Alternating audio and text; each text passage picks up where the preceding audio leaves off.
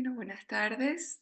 Muchas gracias a los organizadores, a BEPS y a sus organizadores, y a Giovanni González en particular, por extenderme esta invitación a participar en el congreso que se celebra este año. Para mí es un honor y la verdad estoy muy agradecida y muy conmovida de poder participar con tantos colegas y queridos, respetados, y compartir ideas que son muy interesantes y muy convocantes en este momento para todos nosotros. Bueno, en esta oportunidad yo voy a traerles a presentar un trabajo que fue publicado en la revista Trópicos del año pasado acerca de la identidad de género y las diversas presentaciones sexuales de la época. En realidad, el título es Diversidad de género y nuevas presentaciones sexuales, pero ya desde allí podríamos entrar en discusión. ¿Qué tan nuevas son estas presentaciones? ¿Qué es lo que nos está llegando a los consultorios? ¿Desde hace cuánto? ¿Cuándo se vienen manifestando? Y cómo podemos abordar estas temáticas también desde la clínica, ¿no? Pero para ello quizá podríamos comenzar argumentando que todo grupo humano establece sus modos de conducta, relación y comprensión del mundo sobre mitos, tradiciones y creencias que en su mayoría devienen normas y leyes universales.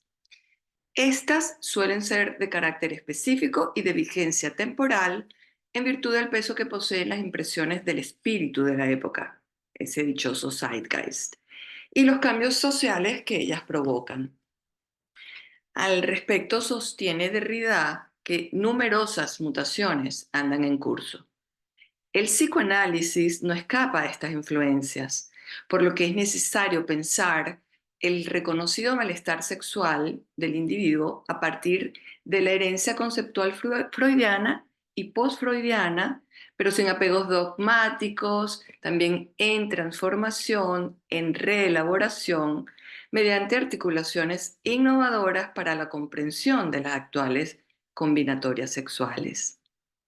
Porque si hay algo que sin embargo parece invariable a lo largo del tiempo, es el concerniente a la controversia que suscita el tema de los sexos y la imposibilidad de decir la verdad en torno de ello. Un semisaber sobre eso sexual que se mantiene en el tiempo, inherente a lo humano, pero que cobra diferentes rostros, todos contingentes e itinerantes. Es un decir incompleto y penúltimo que intenta dar cuenta de eso inefable e inabarcable del orden de lo íntimo y singular, pero que hace pregunta y efecto también en lo social. ¿Qué desea el sujeto contemporáneo? Pandemias, guerras, migraciones, movimientos y acontecimientos todos que reflejan un poco el descentramiento del ser y su propio nomadismo interno.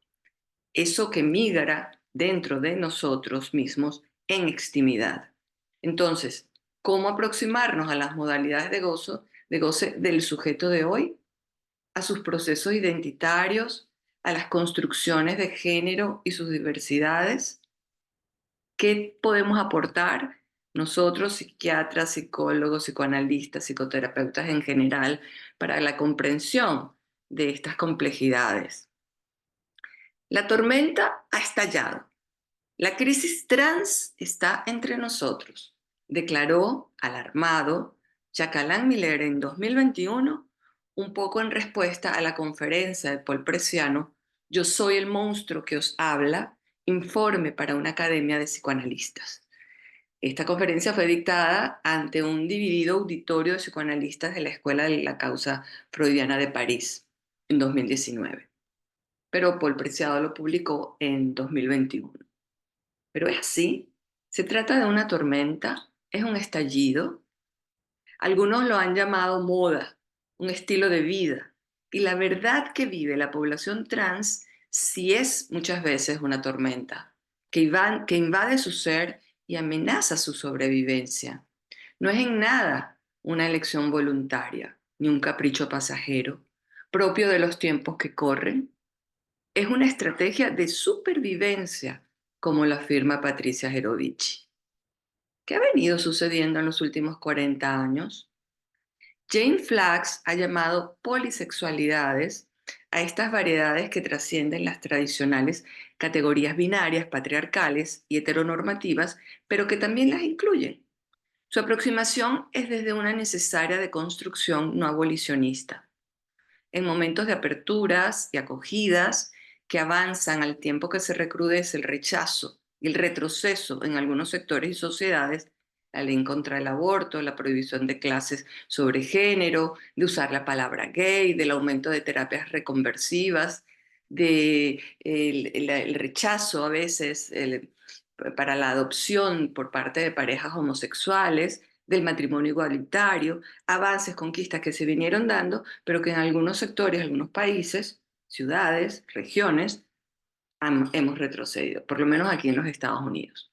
De tal manera que estas presentaciones y el enigma que entrañan nos exigen una revisión de nuestros conceptos psicoanalíticos originarios y fundantes. Vale la pena subrayar que no hay nada entonces de nuevo en ellas, como decía al principio, que el misterio acerca de lo sexual y de los géneros se desliza a lo largo de la historia y de los tiempos. Siempre existieron diversas formas de goce, de identidad sexual y de género. Yo encuentro en los mitos una forma de expresar el horror hacia lo diferente. Eso inesperado y no categorizable dentro de las estructuras y preceptos conocidos e imperantes. Al mismo tiempo, me parece un elevado esfuerzo de tolerancia e inclusión al nombrar lo distinto con nombre y estatuto propio, en una narrativa que le confiere existencia, no solo semántica, sino también histórica y socialmente. Recordemos que en la antigua Atenas, las personas que nacían con un sexo indefinido, esas que hoy podríamos llamar intersexuales, eran repudiadas y lanzadas al mar. En otras regiones se las ahorcaba, quemaba o enterraba vivas, por lo que se piensa que los mitos de andrógino y hermafrodito fueron creados con el fin de protegerlas y reivindicarlas de algún modo. Freud, en 1912-1913, consideraba los mitos como una forma de proyección de la psique individual, razón por la cual podrían ser interpretados como condensaciones simbólicas de los aspectos más íntimos e inconscientes que habitan el ser. Estos mitos sobre andrógino y hermafrodito, siglos antes de nuestra era cristiana, revelan la existencia de personas que hoy en día, como decía, podrían llamarse transexuales, intersexuales o transgénero. Siguiendo a Freud, podrían también ser considerados modos de relatos pseudooficiales de una bisexualidad innata, posteriormente reprimida en el curso del desarrollo psicosexual gracias a los influjos de la moral social dominante. Hermafrodito es hijo de un adulterio, esto es, de una relación prohibida por la ley. Cuenta el mito que fue entregado a las ninfas náyades para su crianza en el monte Ida, con el propósito de esconder el adulterio de Afrodita. Pero siendo adolescente se sumergió en un río a nadar cuando de pronto fue sorprendido por la ninfa Salmacis, protectora de la fuente. Esta, enamorada de inmediato del hermoso joven, intentó obligarlo sin éxito a poseerla. En respuesta a este rechazo, Salmacis imploró ayuda a los dioses, quienes la complacieron fundiendo sus cuerpos en uno solo. Así que en extrema soledad y confusión, Hermafrodito pidió a sus padres que lo ayudaran a encontrar iguales con los que compartir su vida desdichada. Y estos, en un acto de piedad hacia su hijo, encantaron el agua del río para que todo aquel que se bañara en él se convirtiera en mitad hombre y mitad mujer. Andrógino también es otro mito que nace del castigo, de una violación a la ley. Primero una transgresión, este es un castigo le inflige Zeus a la raza humana por haber osado atentar contra los dioses. Andrógino en griego es andros, hombre, gino, mujer. Ambos encarnan ese castigo por el desafío a la ley. Entonces su rareza es producto de esa transgresión. Entonces si los mitos les dan existencia, no es sin embargo sino bajo la forma de cierta anomalía. Pero ¿de cuál ley hablamos? ¿Quién la impone? ¿Cuál es la ley que disciplina y normativiza los cuerpos? ¿Con qué derecho se interviene sobre los cuerpos de otros? cómo desde afuera se sanciona el sexo y el género de los individuos. Entonces, me pregunto cuáles son nuestros nuevos mitos y cómo debemos de construirlos ante la realidad irrefutable con la que se nos presentan los sujetos de hoy. La ley de la cultura occidental tiene mucho de herencia bíblica. Dios creó a la mujer, al hombre y a la mujer. Y en la mitología griega caben todos, hasta los pecadores. Es así que tanto hermafrodito como andrógino merecían ser reparados y curados a través de estos mitos que cumplen esa función. Toda sociedad hilvana sus propios mitos. Hay datos históricos que confirman la existencia de diversidades de presentaciones sexuales a lo largo en distintas civilizaciones. En el teatro griego, en los rituales primitivos del mundo prehispánico, en los carnavales de distintas épocas y regiones, el kabuki, etcétera, etcétera, ¿no? Porque entonces la alarma y el rechazo que estos movimientos que vienen ocurriendo para su visibilización provocan, despiertan en la mayoría de la población. Algunos psicoanalistas han esbozado la hipótesis acerca de las posibles causas de la diversidad de género que parece crecer sin límite y las diferentes formas de vivir la sexualidad.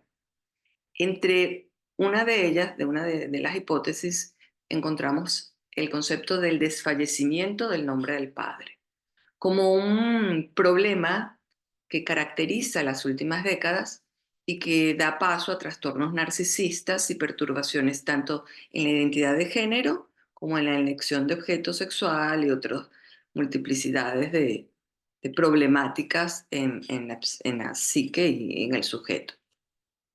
Se habla de una pérdida de límites, del fracaso de la represión y de la castración como freno a la pulsión, de una liberación del principio del placer por encima del principio de realidad, de la primacía de las pulsiones parciales que todo junto determinaría la entronización de mecanismos perversos de desmentida y escisión que subyacen y explican estos procesos. Sin embargo, la historia y la clínica nos comprueban que en el humano existe desde el vamos una forma de funcionamiento sexual, incluyendo el género, fluida y polimorfa, mucho más flexible, nómada, migrante, irreversible de lo que los prejuicios y fanatismos, entre ellos teóricos, nos han hecho creer. A mi modo de ver, los dispositivos con los que actualmente contamos han favorecido la visibilización, legitimación e inserción social de estas supuestamente nuevas presentaciones sexuales, luego de tantos siglos de castigo, persecución y discriminación, al menos en algunas sociedades. Recordemos que, por ejemplo, en Inglaterra no fue sino en 1967 que se logró una despenalización parcial de la homosexualidad. ¿Cuántos transgéneros habrán tenido que sofocar su verdadera identidad o la habrán tenido que desplegar en la clandestinidad o habrán terminado en el suicidio, asediados por sus propios fantasmas o por la intolerancia y persecución de una sociedad temerosa de lo ajeno y distinto? ¿Cuánto de esto afuera evoca lo interno propio? La batalla de la comunidad trans por la conquista de sus derechos ciudadanos sigue los pasos dados por todas las minorías que aún hoy continúan luchando por el legítimo derecho de ser reconocidos como sujetos sociales.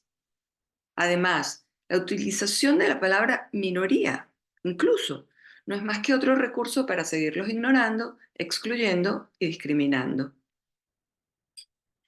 Dentro del colectivo trans se agrupan una gran variedad de identidades: transexuales, transvestidos, travestis, transgéneros, intersexuales.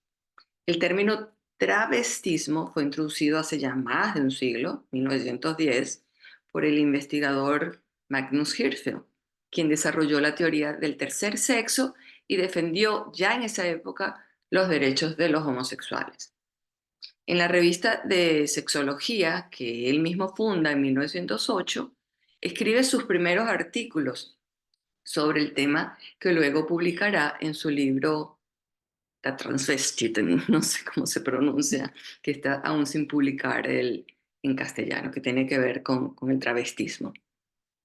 El prefijo trans anuncia una transgresión, el paso a otro estado, a otro lado, a través de, con lo que se identifican muchas de las personas pertenecientes a este colectivo.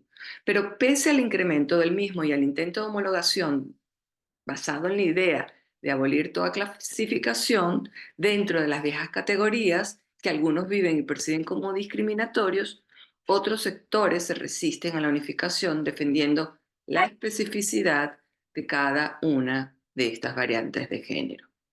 Así defienden, por ejemplo, al no sentirse representados ni por lo femenino ni por lo masculino, las iniciales T, I, X o Q. Así que va creciendo el colectivo LGBTQ, X+, etcétera, ¿no?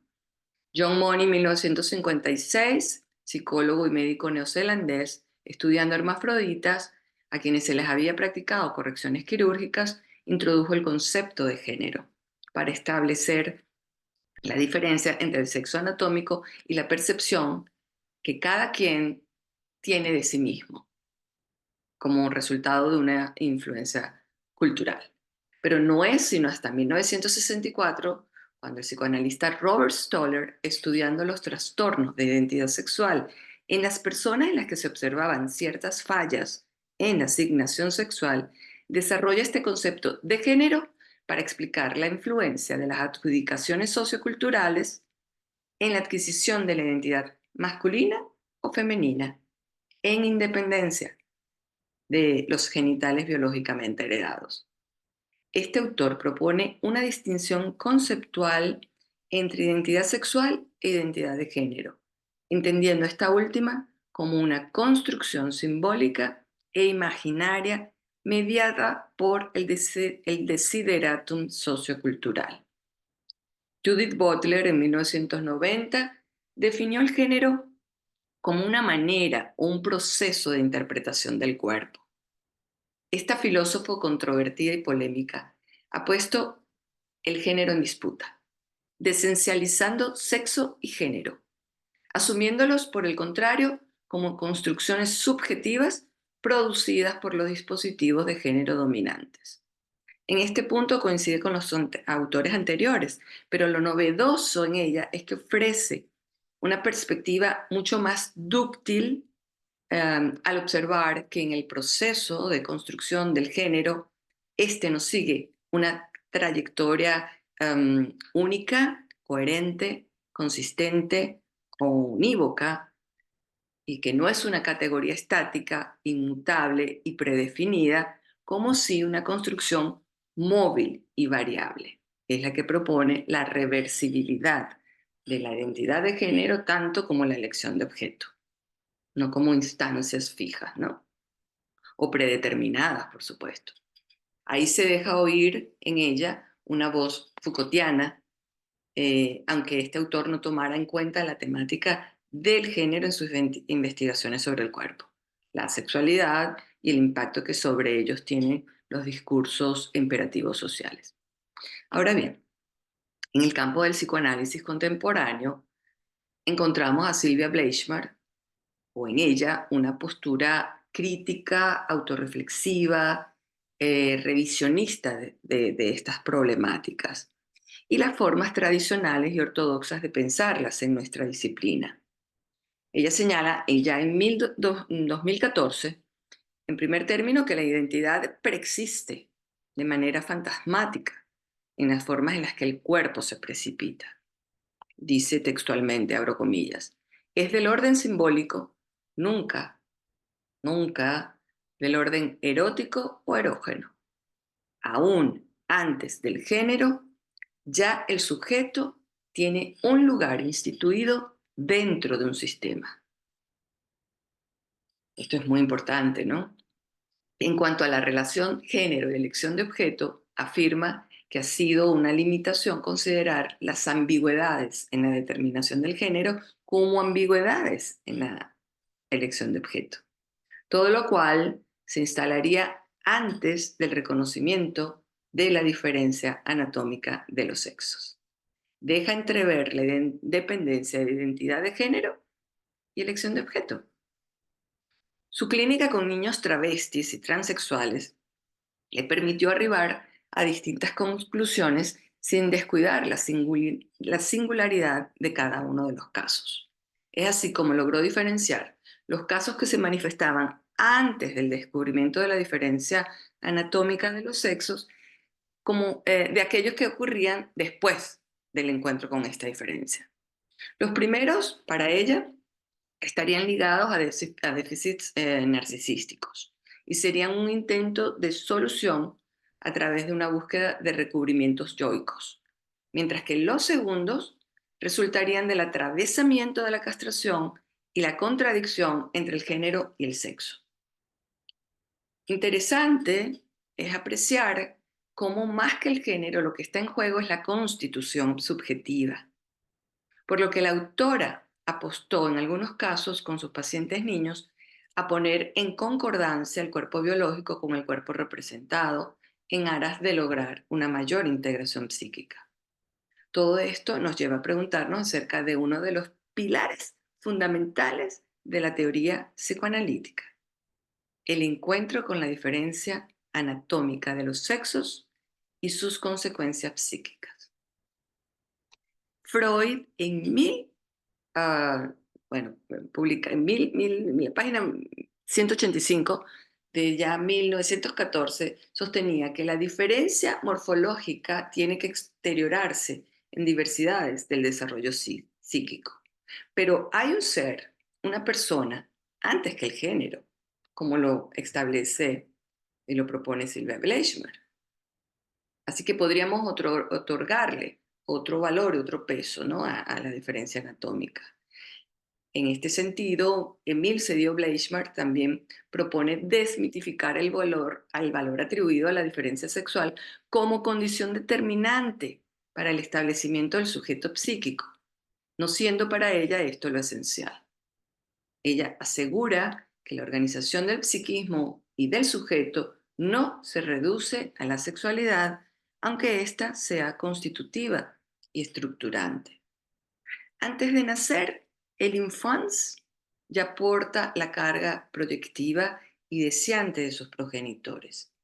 En sus primeros intercambios, el yo del otro, que actúa como portavoz, según Olañé, y la identidad secreta del yo del otro, según Samia Lee, inciden sobre su cuerpo y delinean la construcción paulatina de su subjetividad. Las inscripciones en el psiquismo de estas primeras experiencias ocurren a través del cuerpo. Un cuerpo que interpreta, siente y actúa. Entonces se me ocurre pensar que este deseo de hijo excede el deseo, el sexo del mismo, aunque algunas veces lo implique. O sea, no basta con haber deseado eh, el género de un hijo para concluir que eso fue lo que determinó la transgresión o la identificación con el sexo biológico contrario, como se llama actualmente la transgresión. El misterio sobre la génesis del género y su constitución persiste. La psique humana es compleja, está atravesada por múltiples determinaciones y contingencias. Y hace ya mucho tiempo que el cuerpo dejó de ser destino. Nunca fue causa. Hoy las fronteras se han corrido y el colectivo LGBTQ, como les decía, bueno, ha crecido con la inclusión de una gran diversidad de géneros que hacen lucir infinita la lista. Cada día van apareciendo nuevas identidades de género y de elección sexual, con itinerarios largos y destino no necesariamente, como decíamos antes, definido y último. Hace tiempo que entendemos la identidad de género como una construcción subjetiva independiente de la anatomía. Hoy el cuerpo, en el decir de Silvia Citro, una antropóloga argentina actual, se ha pluralizado. No alcanza como recinto del ser. Ha devenido utopía accesible, más allá de los deseos, propuestas y elucidaciones Foucaultianas. El cuerpo en la actualidad es posible diseñarlo, ajustarlo al género autopercibido o conservarlo intacto, sin adscribirlo a un género determinado según los parámetros, los códigos sociales de lo que es femenino, acerca de lo que es femenino o de lo que es masculino. Es posible enarbolar el ideal de la mítica androginia, ser mujer con pene, hombre con vagina y cualquier otro variante en una marcada disyunción mente-cuerpo o subjetividad y cuerpo. Eh, ¿O no? La experiencia del mundo se interpreta o todo pasa a través del cuerpo. Ya decía Merleau-Ponty, primero el yo es un yo corporal, ¿no?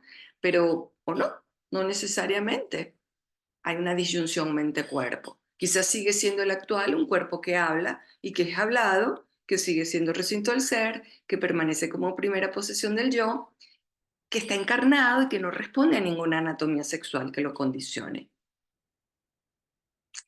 Em, Esto es muy interesante porque lo femenino, el cuerpo y sus diferencias sexuales no refiere a femenino, masculino, hombre, mujer, necesariamente. Igualmente, Mariana Lizade afirmó, antes que hombre, antes que mujer, el ser no tiene ni sexo ni género.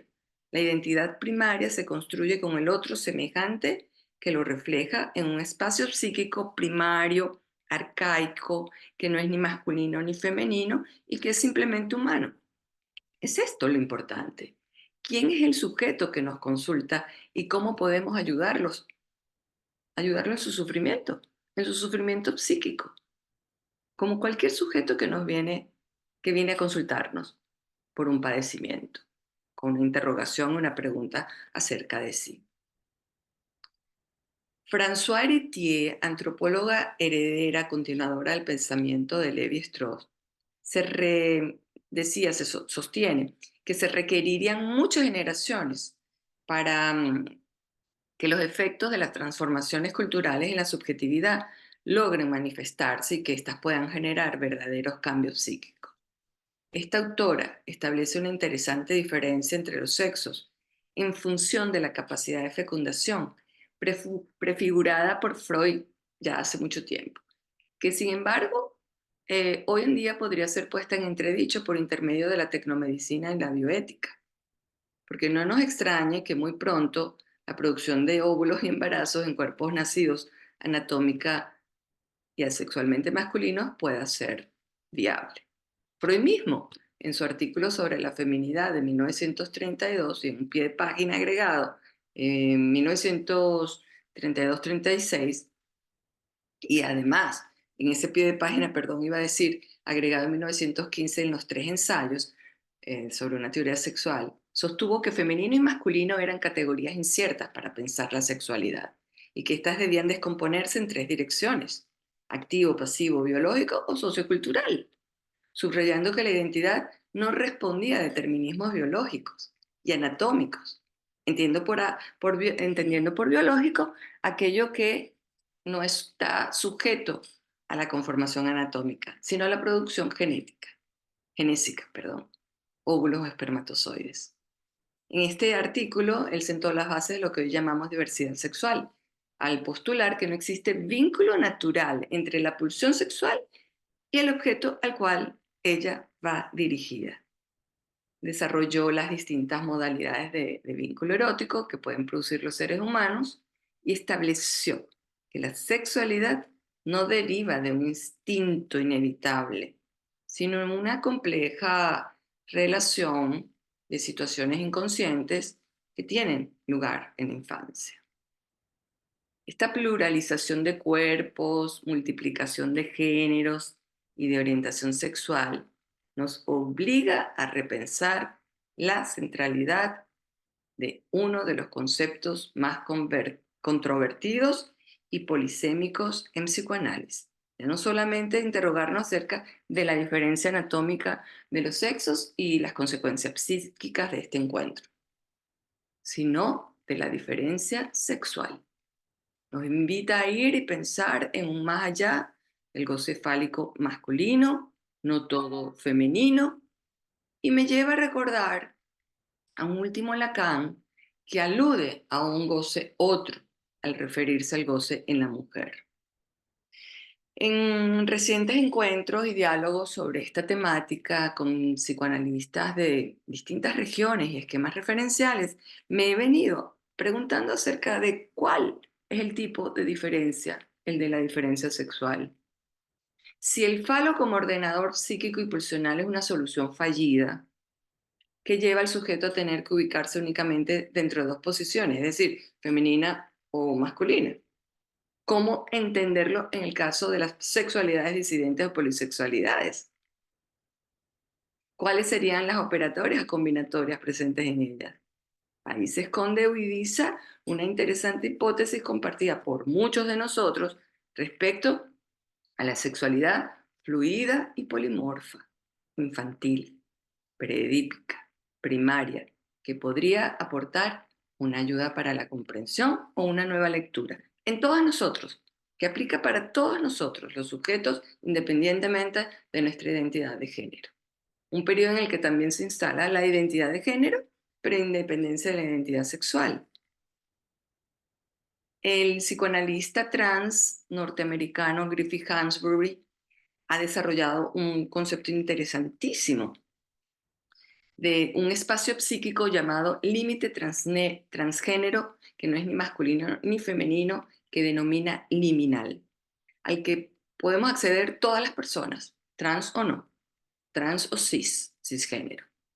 Él intenta, con su aporte de lo vaginal masculino, ampliar una comprensión simbólica de la sexuación como contraparte entonces de lo fálico, en la intención de entender formas diversas de construcción sexual, distintas, variables, múltiples, aun conteniéndolas. Igual Emma Ponce de León, psicoanalista uruguaya, plantea la existencia de un tercer espacio potencial de simbolización que podría sostener una pluralidad de géneros, una estructura abierta, como diría Julia Kristeva. La castración simbólica como condición imprescindible para la constitución de nuestra subjetividad refiere a la imposibilidad de ser otro. Es nuestra falta en ser, nuestra falta básica, digamos. No podemos ser otro, somos lo que somos. Entonces, ¿cómo se escriben las sexualidades? En las organizaciones de origen temprano. Asoma allí la noción de alteridad radical, una marca para la entrada simbólica, con un falo como objeto imaginario que nadie posee, que circula, falo metafóricamente hablando, ¿no? Lo entendemos. Es un encuentro más que pertinente la referencia de Bassols, quien sostiene, Michel Bassols, él sostiene que la diferencia sexual no existe en el inconsciente, porque el inconsciente solo reconoce el uno, nosotros, pero el uno de la alteridad, lo que somos en relación con ese otro, a partir del otro. Por eso decía al principio, en eximidad. La vida es diferencia, decía Deleuze, y es una diferencia ontológica, no solo sexual. Sexual en el sentido que no podemos ser otro cuerpo de goce, otro sujeto que tiene una sexualidad propia. Es imposible establecer una relación equivalente sexual con un otro. Del mismo género, del mismo sexo, imposible. Imposible saber cómo goza el otro. Si acaso podemos tratar de acercarnos a nuestro propio goce. Vale la pena recordar que Freud no utilizó nunca el término identidad, solamente una vez en toda su obra, y lo hizo en forma incidental con una connotación psicosocial.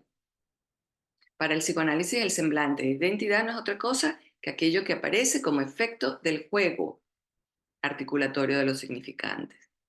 No debe asimilarse ni confundirse con la categoría central psicoanalítica de identificación, pero me resulta útil para pensar las formas contemporáneas de la subjetividad.